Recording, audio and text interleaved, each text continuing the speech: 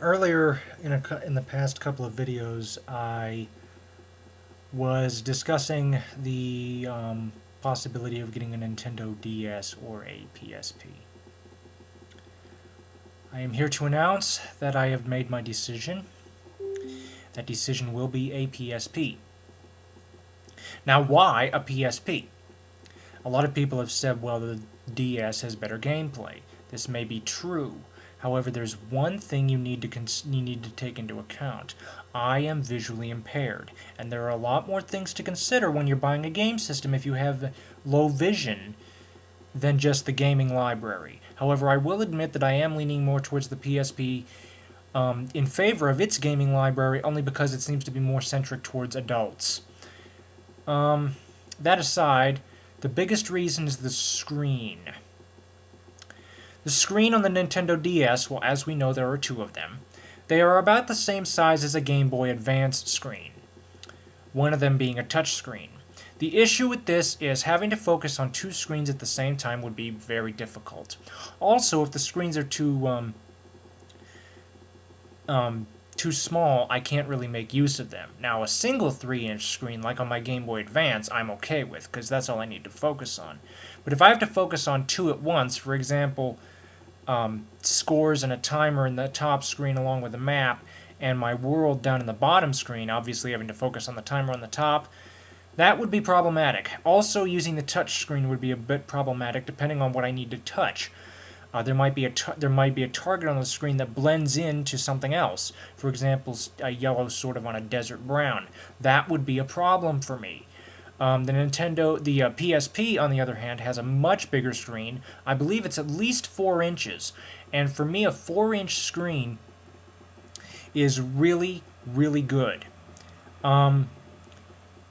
It may not have the best playing time, but believe it or not, I think it does have a better screen. Not only is it bigger, but I think it's also got much higher brightness settings, at least with the 3000 coming out there's going to be. And I checked through the menus. For those of you who are curious, I went ahead and put up a review, a little first impression on the PSP discussing the menus, but I'll recap here.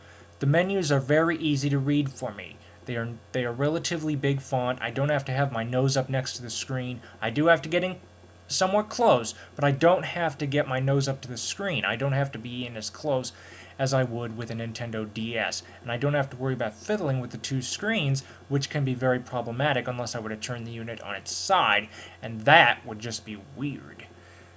With the exception of a crossword puzzle or something. But the screen, the gaming library, and the gaming library, again, it seems to be targeted more towards adults. And the third thing is the media. Now, a lot of people have said that the Universal Media Disc is flawed, and maybe this is true. Personally, I don't mind it. In fact, I love it. Now, let me explain why. There was a necessity to put the discs in the cases, having to do with how densely the information was burned on the disc. Thus, one scratch, and it's completely destroyed. Therefore, handling the disc would be extremely difficult. So what do we do here? Well, we put it in a case. We put it in the UMD case, as you know. And I'm not talking about the case that the game comes in. I'm not talking about the packaging. I'm talking about a case surrounding the disc that goes into the PSP itself. This idea is a really nice one because some people may not... like I said, some people, particularly the Gen X people, some older individuals who may be new to the idea of optical discs to store media, may not be 100% aware of how to hold it correctly. I mean, they may have an idea, but every now and then they may forget and hold it improperly, which everybody, as you know, you have to do it by the edges and by the center hole. Well, having it in a case would make it a lot less easier to a lot less harder to handle. Because you don't have to worry so much about it getting scratched up because it's in this protective case. And the case and the disc would go into the player or recorder or the optical drive for your computer. Now this concept I think should be carried forward to optical media, but that's a different debate altogether. But yeah, the PSP has the edge in the screen. It has the edge in graphics. Oh, there's one more thing I forgot to mention. The PSP has one thing that the Nintendo DS does not, and that's the ability to hook up to a TV set. Why is this important? Well, a lot of time, you might think you want to continue playing your PSP, but you don't want to have to focus on the small screen. You can hook up to a TV or a computer monitor. You have a really big screen to work with. It's the exact same game. The screen on your PSP goes blank, but it's exactly the same. The menus are the same. The games are the same. It is your PSP just through video out. And that is a real advantage when it comes to what a low-vision game player should be looking for when buying a portable system. I think that in terms of low-vision gaming, this would steer the PSP in many of people's favor. I should have come up with better wording for that, I'm sorry.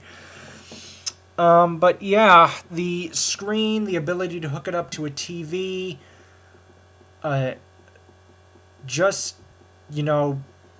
just that alone, I think it's making it worth the extra $40. The media that it uses, and the gaming library, again, like I said, it seems to be catered more towards adults. Excuse me. Pardon?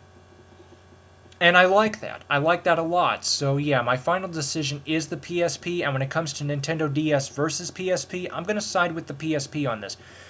One final note, though, and this is a personal thing. I've been Nintendo my whole life, and I wanted to try something new. And once I did, I fell in love with it. I love the PSP. Like I said, I love the screen. I love the ability to hook it up to a TV if needed. I love the ability to use it as an external controller if needed with the PS2, because I have a friend who has a PS2. And I love the ability. I just love the media that it comes on. The universal media disc. I think that the concept of keeping the optical disc in the case and just putting the case and the disc and all right into the device that reads the media, this should be carried forward. But there you go. Basically, Nintendo DS versus PSP. I come out on the side of the PSP. You've heard my reasons why. Comments and questions are welcome. No negativity, please. Thank you for watching, and have a nice evening.